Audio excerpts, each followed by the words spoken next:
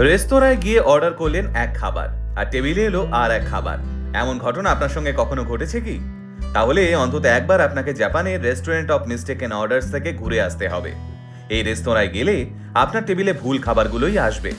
আপনাকে সেগুলোর পেমেন্টও করতে হবে এবং খেতেও হবে, কারণ জাপানের এই রেস্তোরাঁতে এক খাবার অর্ডার করে অন্য খাবার চেখে দেখার বিষয়টাই এই রেস্তোরাঁর একমাত্র ইউএসপি। না, রাগ করলে কিন্তু চলবে না। আসলে এই রেস্তোরাঁতে যারা কাজ করেন তারা বেশিরভাগই বয়স্ক মানুষ এবং এনারা প্রত্যেকেই ডিমেনশিয়ার মতো রোগে আক্রান্ত। ডিমেনশিয়ায় মানুষ সামান্য থেকে সামান্যতম জিনিসও মনে রাখতে পারে না, আর সেই সমস্ত বৃদ্ধ বৃদ্ধাদের নিয়েই চলে এই রেস্তোরাঁ, যেখানে খুব স্বাভাবিকভাবেই নুডলস অর্ডার করলে ব্রেড আসে, পাস্তা অর্ডার করলে সুশি আসে, আর সেটাই আনন্দের সঙ্গে খান রেস্তোরাঁয় আসা মানুষেরা।